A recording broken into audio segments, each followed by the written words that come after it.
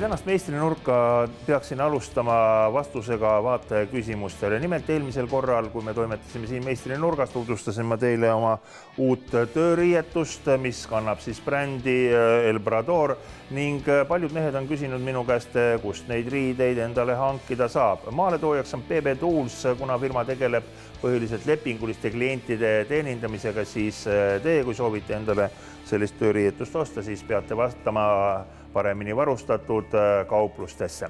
Ning tänases meistrinurgas mõtlesin ma, kuna suvi on tulemas, valmistaks ühe Molberti või õigemini näitaksime paari võtet Molberti valmistamise, sellepärast et mobiiltelefoniga võib selfie teha küll, kuid ikkagi pintsliga pinnal, see on hoopis teise väljanägemisega. Ja eriti midagi keerulist siin ei ole. Tahaksin võib-olla ainult tähelepanu pöörata sellele osale, nimelt kuidas teha soont siia liistu sisse, et meil maalimisaluse alumist tuge on võimalik üles ja alla tõsta. Parim tööriist sellise soone tegemiseks on loomulikult ülavfrees. Temal on mitmesuguseid terasid, mul on umbes parajal läbimõõduga tera siin sees. Freesil saab sügavust reguleerida. Selleks on siin mitmed piirajad peal, fiksaatorid peal ning proovime, kuidas asi toimib. Ei tasu korraga niisugust läbifreesimist teha, see on freesile raske ja teil on kontrollida ka raske, seepärast teeme niisugused mitmed käigud.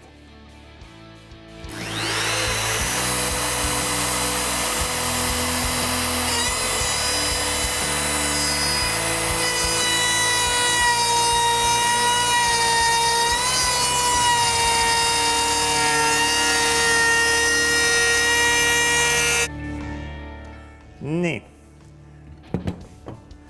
võtame ta siit nüüd küljest lahti.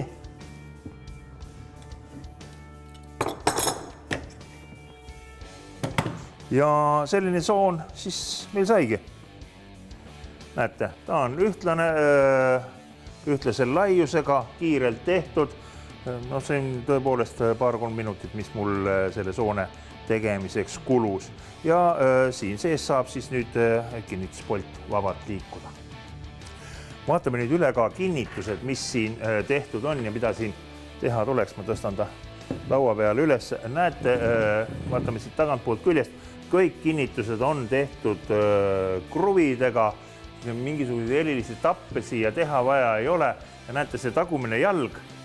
Selleks lihtsalt üks kapi hing, kus juures te näete ta välimusest juba ka seda, et ta ei ole mitte otse kauplusest pärit, vaid tarvikute sahtlist. Teda on ennemgi kasutatud ja paneme paika siis ka selle Molberti aluse. Siin on sees mööblivolt. Tuleb siia paika. Seib.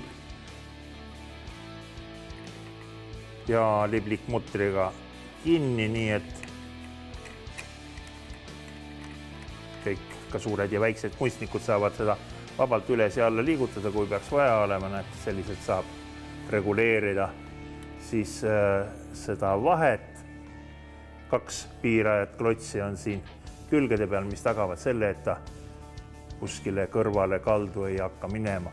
Ja juhul, kui peaks tulema nüüd ette olukord, et meil on plaanis teha midagi veel väiksemat, et me ei saa seda alust ülespoole tõsta, siis tõepoolest tuleb kasutusele võtta kruvikeeraja.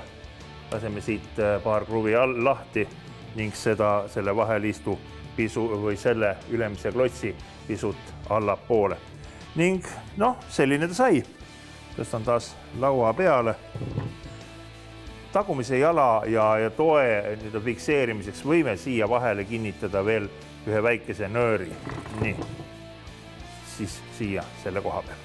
Töö tegemiseks iseenesest ei kulu palju aega, kui te olete näiteks puumarketist endale vastavad liistud hankinud, siis laupäevane päev võib-olla kulub ära, muid tegemisi ka välja vahele, aga laupäeva õhtul näiteks saate juba Molberti õue tõsta ja kas siis ise esimesed pinslitõmbed ära teha või anda oma lastele, abikaasale selline tore alus selleks, et jäädvustada suve.